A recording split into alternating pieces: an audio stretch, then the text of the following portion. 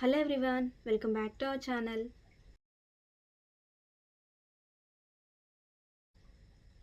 ఎలా ఉన్నారండి?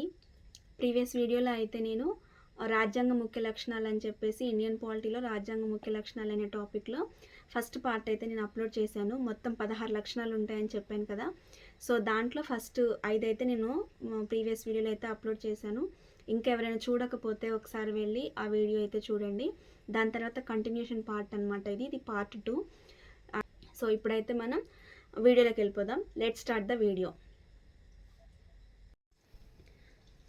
ప్రీవియస్ క్లాస్లో అయితే 5 లక్షణాల వరకు నేర్చుకున్నాం కదా. ఫస్ట్ 5 లక్షణాల గురించి అయితే నేర్చేసుకున్నాం. ప్రీవియస్ క్లాస్లో అయితే ఫస్ట్ 5 లక్షణాల గురించి అయితే నేర్చుకున్నాం కదా. సో ఇప్పుడు 6th వన్ అనమాట. పార్లమెంటరీ సార్వభౌమాధికారము, న్యాయశాఖ ఔన్నత్యము, సమన్వయము. ఇది 6వ లక్షణము దీనిది. సో పార్లమెంటరీ సార్వభౌమాధికారం సిద్ధాంతం బ్రిటిష్ పార్లమెంట్కి వర్తిస్తుంది. ఈ పార్లమెంటరీ అనేది పార్లమెంటరీ వ్యవస్థ అనేది మనం బ్రిటిష్ ప్రభుత్వం నుంచి, బ్రిటిష్ రాజ్యాంగం నుంచి నేర్చుకున్నాము. దాన్నే మనం పాటిస్తున్నాము. అయితే ఈ సార్వభౌమాధికారం అనే సిద్ధాంతం కూడా బ్రిటిష్ పార్లమెంట్కే వర్తిస్తుంది. న్యాయశాఖ ఔన్నత్య సూత్రం అమెరికన్ సుప్రీంకోర్టుకి వర్తిస్తుంది. 6వ లక్షణం గురించి మనం చెప్పుకుంటున్నాం కదా. పార్లమెంటరీ సార్వభౌమాధికారం ఏమో బ్రిటిష్ పార్లమెంట్కి వర్తిస్తుంది. న్యాయశాఖ ఔన్నత్య సమన్వయమేమో అమెరికన్ సుప్రీంకోర్టుకి వర్తిస్తుంది అనమాట. న్యాయశాఖ ఔన్నత్యం విషయంలో భారత సుప్రీంకోర్టు న్యాయ సమీక్ష అధికార పరిధి అమెరికా సుప్రీంకోర్టు అధికార పరిధి కన్నా పరిమితమైనదని అనవచ్చు. న్యాయశాఖ ఔన్నత్యము అనే లక్షణము మనం అమెరికన్ సుప్రీంకోర్టుకు వర్తిస్తుందని చెప్పాము. ఈ న్యాయశాఖ ఔన్నత్య విషయంలో ఏంటంటే భారత సుప్రీంకోర్టు న్యాయ సమీక్ష అనేది, అంటే దాని అధికార పరిధి అనేది అమెరికన్ సుప్రీంకోర్టు అధికార పరిధి కన్నా కూడా పరిమితమైందనమాట. అంటే కొన్నిటి వరకే పరిమితమైంది. అమెరికన్ సుప్రీంకోర్టుకి అధికార పరిధి ఎక్కువగా ఉంటుంది, కానీ భారత సుప్రీంకోర్టుకి మాత్రం న్యాయ సమీక్ష అధికార పరిధి మాత్రం తక్కువగా ఉంటుందని చెప్పవచ్చు. తర్వాత భారత రాజ్యాంగం 21వ ఆర్టికల్ ప్రకారం చట్టం నిర్దేశించిన పద్ధతి డ్యూ ప్రొసీజర్ ఎస్టాబ్లిష్డ్ బై లాని గుర్తించింది. 21వ ఆర్టికల్ ప్రకారం చట్టం నిర్దేశించిన పద్ధతిని గుర్తించింది భారత రాజ్యాంగం. కానీ అమెరికన్ రాజ్యాంగం చట్టం అమలు అనే ప్రక్రియ డ్యూ ప్రాసెస్ ఆఫ్ లాని గుర్తించింది. భారత రాజ్యాంగం ఏమో చట్టం నిర్దేశించిన పద్ధతిలో చేయాలి అని గుర్తిస్తే అమెరికన్ రాజ్యాంగం మాత్రం చట్టం చేస్తే దాన్ని ఖచ్చితంగా అమలు అనే ప్రక్రియని మాత్రం గుర్తించింది. మన భారత రాజ్యాంగానికి అమెరికన్ రాజ్యాంగానికి ఈ తేడా ఉందన్నమాట న్యాయశాఖ సమీక్ష అధికారంలో. తర్వాత ఒక విధంగా పార్లమెంట్ చేసిన శాసనాల్ని న్యాయ సమీక్ష అధికారం ద్వారా భారత సుప్రీంకోర్టు రాజ్యాంగ విరుద్ధమని తీర్పు చెప్పగలదు. ఒక విధంగా పార్లమెంట్ చేసిన శాసనాలన్నీ కూడా న్యాయ సమీక్ష అధికారం ద్వారా భారత సుప్రీంకోర్టు అనేది రాజ్యాంగ విరుద్ధమని తీర్పు కూడా చెప్పవచ్చు. పార్లమెంట్ ఏవైతే శాసనాలు చేస్తుందో ఆ శాసనాలన్నీ న్యాయ సమీక్ష అధికారం ద్వారా తీసుకుంటే మాత్రం భారత సుప్రీంకోర్టు రాజ్యాంగ విరుద్ధం అని చెప్పేసి జడ్జిమెంట్ పాస్ చేయగలదు. ఇంకొక విధంగా చెప్పాలి అంటే పార్లమెంట్ తన రాజ్యాంగ సవరణ అధికారం ద్వారా రాజ్యాంగంలోని అనేక అంశాలని సవరించగలదు. పార్లమెంటుకున్న పరిధి ఏంటి అంటే అది పార్లమెంట్ అనేది శాసనాలు చేయగలదు. అలాగే రాజ్యాంగ సవరణలు చేసేది పార్లమెంటే కాబట్టి పార్లమెంట్ తన రాజ్యాంగ సవరణ అధికారం ద్వారా రాజ్యాంగంలోని అనేక అంశాలని కూడా సవరించగలదు అని మనం చెప్పవచ్చు.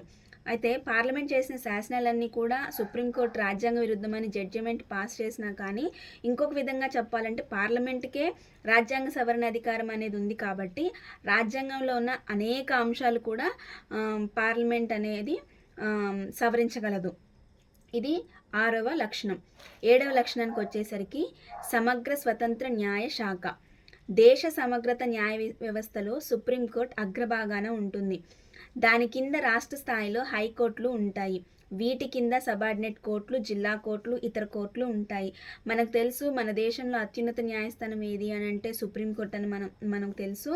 దాని తర్వాత కింద ఉండేవి హైకోర్ట్స్. రాష్ట్రానికి ఒక హైకోర్టు అనేది ఉంటుంది. తర్వాత హైకోర్టు కింద ఉండేవి ఏంటి అంటే జిల్లా కోర్టులు, సబార్డినేట్ కోర్టులు, అలాగే ఇతర కోర్టులు అనేవి అయితే ఉంటాయి. ఇది మనకి బాగా తెలుసు. తర్వాత ఈ విధమైన ఏకీకృత న్యాయ వ్యవస్థలో అన్ని న్యాయస్థానాలు కేంద్ర రాష్ట్ర ప్రభుత్వ చట్టాలని వ్యాఖ్యానించవచ్చు. భారత సుప్రీంకోర్టు అప్పీళ్ల విచారణకు తుది కోర్టు పౌరుల ప్రాథమిక హక్కులను కాపాడటంలోనూ రాజ్యాంగ రక్షణలను దీనికి తగు బాధ్యతలు ఉన్నాయి. భారత సుప్రీంకోర్టు అప్పీళ్ల విచారణకు ఫైనల్ కోర్టు అనమాట. ఒకవేళ మనకి జిల్లా స్థాయిలో న్యాయం జరగకపోతే, రాష్ట్ర స్థాయిలో జరగకపోతే ఫైనల్గా మనం వెళ్ళేది హైకోర్టులో, జరగకపోతే ఫైనల్గా మనం వెళ్ళేది సుప్రీంకోర్టు. ఇక అది తుది కోర్టు అనమాట. ఈ సుప్రీంకోర్టు అనేది ఏం చేస్తుందంటే పౌరుల ప్రాథమిక హక్కులను కాపాడడంలోనూ రాజ్యాంగ రక్షణలోనూ దీనికి తగిన రెస్పాన్సిబిలిటీస్ అనేవి ఉంటాయి. ఇంకొకటి వచ్చేసి న్యాయమూర్తుల పదవీకాలం భద్రత. న్యాయమూర్తులకు నిర్ణీత సర్వీస్ నియమాలు. భారత సంఘటిత నిధి నుండి సుప్రీంకోర్టు ఖర్చుల చెల్లింపు.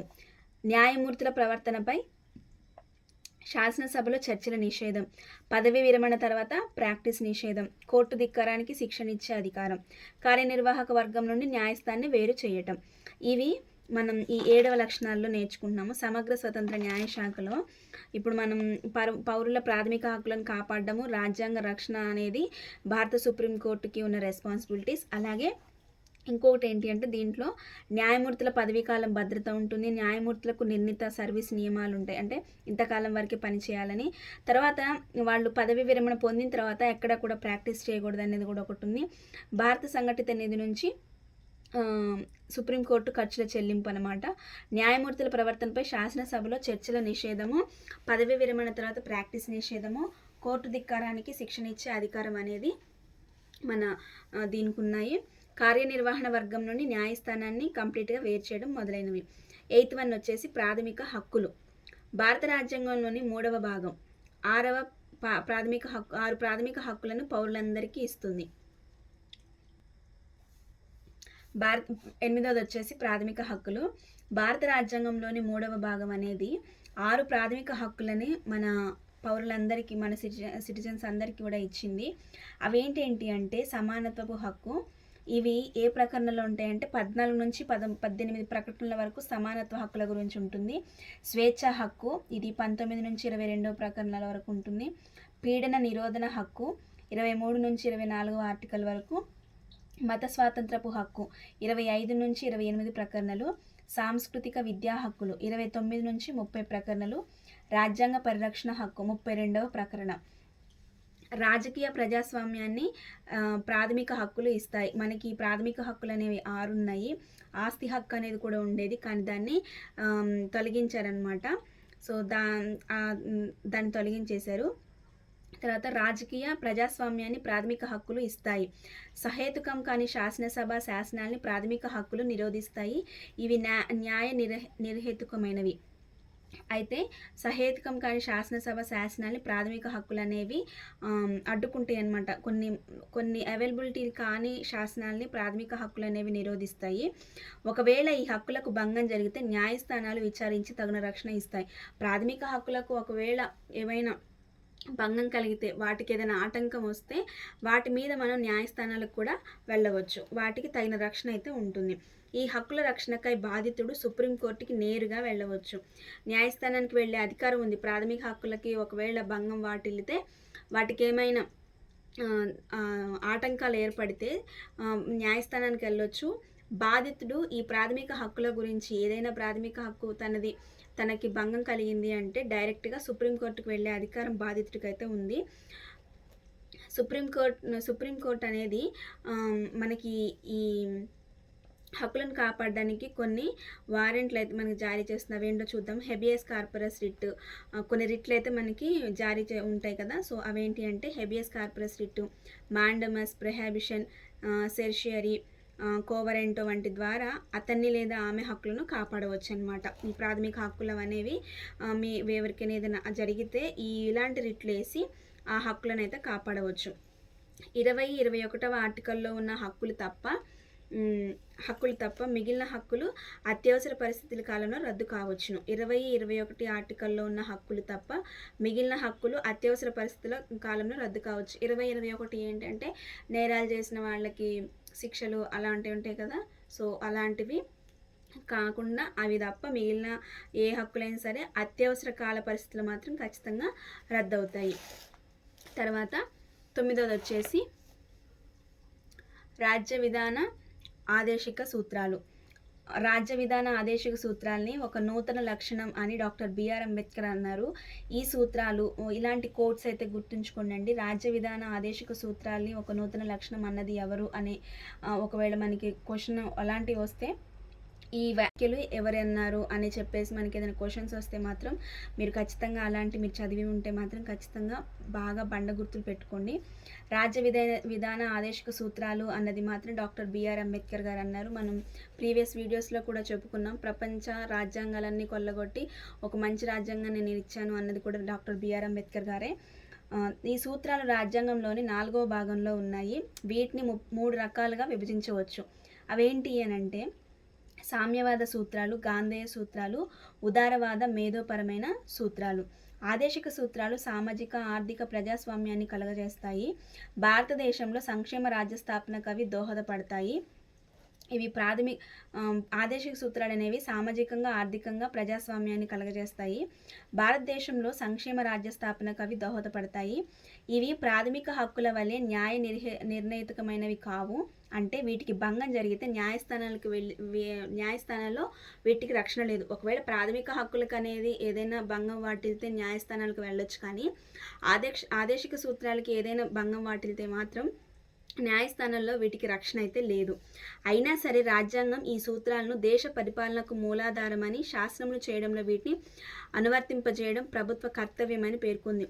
వీటి మీద మనం కోర్టులకు వెళ్ళినా సరే, న్యాయస్థానానికి వెళ్ళినా సరే రక్షణ లేకపోయినా సరే రాజ్యాంగ సూత్రాలను దేశ పరిపాలనకు మూలాధారమని, శాసనాలు చేయడంలో వీటిని అనువర్తింపజేయడం ప్రభుత్వం కర్తవ్యం అని కూడా రాజ్యాంగం అయితే పేర్కొంది. వీటికి ఎలాంటి రక్షణ లేకపోయినా సరే వీటికి మాత్రం దేశదానికి మూలాధారము, శాసనాలు చేయడానికి అనువర్తింపజేయడానికి ప్రభుత్వ కర్తవ్యమైనదే రాజ్యాంగం పేర్కొంది. అయితే ఈ సూత్రాలన్నీ నిజంగా అమలు చేయడానికి రాజకీయ నిబద్ధత, బలమైన ప్రజాభిప్రాయం అవసరం. ఒకవేళ ఈ సూత్రాలు నిజంగా అమలు చేయాలి అనుకుంటే మాత్రం రాజకీయ నిబద్ధత అవసరము, అలాగే బలమైన ప్రజాభిప్రాయం, ప్రజలందరూ కలిసి ఖచ్చితంగా అమలు చేయాలి అనే ఒక ప్రజాభిప్రాయం కూడా ఉంటే మాత్రం ఖచ్చితంగా వీటిని అమలు చేయవచ్చు. మినర్వా మిల్స్ కేసు 1908లో సుప్రీంకోర్టు ప్రాథమిక హక్కులు, ఆదేశ సూత్రాల సమతుల్యంపై భారత రాజ్యాంగం నిర్మితమైందని భావించింది. ఈ మినర్వా మిల్స్ కేసు అనేది 1908లో జరిగింది. సో సుప్రీంకోర్టు ప్రాథమిక హక్కులు, ఆదేశ సూత్రాల సమతుల్యంపై భారత రాజ్యాంగం నిర్మితమైందని భావించింది. మినర్వా మిల్స్ కేసు 1908 అనేది ఏంటి అంటే ప్రాథమిక హక్కులకు సంబంధించింది, అలాగే ఆదేశిక సూత్రాలకు సంబంధించిందని గుర్తుంచుకోవాలి. అలాగే 10th వన్ వచ్చేసి ప్రాథమిక విధులు. దేశంలో అత్యవసర పరిస్థితి కాలంలో 1975-77లో జరిగిన 42వ రాజ్యాంగ సవరణ చట్టం 1976లో స్వరణ్ సింగ్ కమిటీ సూచన మేరకు ప్రాథమిక విధులను రాజ్యాంగంలో చేర్చడం జరిగింది. ఈ ప్రాథమిక విధులు అనేవి ఏంటంటే దేశంలో అత్యవసర పరిస్థితి కాలమైన 1975-77లో జరిగిన 42వ రాజ్యాంగ సవరణ చట్టం 1976లో స్వరణ్ సింగ్ కమిటీ సూచన మేరకు అత్యవసర పరిస్థితి ఉంది కాబట్టి దేశంలో స్వరణ్ సింగ్ కమిటీ ఏం చేసిందంటే ప్రాథమిక విధులను రాజ్యాంగంలో చేర్చాలి అని చెప్పిందనమాట. 86వ రాజ్యాంగ సవరణ చట్టం 2002 ద్వారా ఒక విధిని అదనంగా ప్రాథమిక విధుల్లో చేర్చడం అయితే జరిగింది. 2002లో మాత్రం కొత్తగా ఒక విధిని అయితే చేర్చడం జరిగింది. ప్రస్తుతం రాజ్యాంగంలో 4వ భాగంలో 51A 11 ప్రాథమిక విధులను పేర్కొంటుంది. ప్రస్తుతం రాజ్యాంగం అంటే 11 ప్రాథమిక విధులను అయితే పేర్కొంటుంది. రాజ్యాంగాన్ని, జాతీయ జెండాని, జాతీయ గీతాన్ని గౌరవించడం, దేశ సార్వభౌమాధికారాన్ని, సమైక్యతని, సమగ్రతని కాపాడడం, మన ఔన్నత్యమైన సాంప్రదాయాన్ని, మిశ్రమ సంస్కృతిని పరిరక్షించడం మొదలగు ప్రాథమిక విధులను రాజ్యాంగంలో పేర్కొనడం జరిగింది. రాజ్యాంగాన్ని, జాతీయ జెండాని, జాతీయ గీతాన్ని గౌరవించడం, దేశ సార్వభౌమాధికారాన్ని, సమైక్యతని, సమగ్రతని కాపాడటం, మన ఔన్నత్యమైన సాంప్రదాయాన్ని, మిశ్రమ సంస్కృతిని పరిరక్షించడం మొదలగు ప్రాథమిక విధులను రాజ్యాంగంలో పేర్కొనడం అయితే జరిగింది. హక్కులను అనుభవించే పౌరులకు దేశం ఎడలను, సమాజం ఎడల, తోటి పౌరుల ఎడల తగిన ధర్మాన్ని నిర్వహించాల్సిన బాధ్యత ప్రాథమిక విధులు గుర్తు చేస్తాయి. మనం ఏవైతే హక్కులను అనుభవిస్తున్నామో వాటిని అనుభవించే ప్రతి భారతీయుడు కూడా పౌరుల దేశం ఎడల, సమాజం ఎడల, మన చుట్టూ ఉన్న వారి పట్ల కూడా తగిన ధర్మాన్ని నిర్వహించాల్సిన బాధ్యతను ఈ ప్రాథమిక విధులు అనేవి గుర్తు చేస్తాయన్నమాట. ఆదేశిక సూత్రాల వలె ఈ విధులు కూడా న్యాయ నిరహేతుకమైనవి కావు. ఒకవేళ వీటికి భంగం వాటిల్లినా సరే న్యాయస్థానానికి వెళ్ళే అవకాశం అయితే ఉండకపోవచ్చు. ప్రాథమిక హక్కులకు ఉన్నంత ఇంపార్టెన్స్ అయితే ఆదేశిక సూత్రాలకి, ప్రాథమిక విధులకైతే లేదండి. సో ఇదైతే ఇప్పటి సెకండ్ పార్ట్లో అయితే 10th వరకు అయితే 6th నుంచి 10 వరకు అయితే నేర్చుకున్నాము. ఇదండి పార్ట్ 2లో అయితే మిగిలిన 5 గురించి అయితే నేను ఎక్స్ప్లెయిన్ చేశాను నోట్స్. సో మీలో ఎవరికైనా నచ్చితే ఖచ్చితంగా సబ్స్క్రైబ్ చేసుకోండి. ఇంకా ఎవరైనా కొత్తగా గ్రూప్స్కి ప్రిపేర్ అయ్యే వాళ్ళకి ఈ వీడియోని అయితే షేర్ చేయండి. అలాగే మీకు ఏదైనా డౌట్స్ ఉంటే ఖచ్చితంగా కామెంట్ చేయండి. ఛానల్ని అయితే సపోర్ట్ చేయండి. Thank you for watching.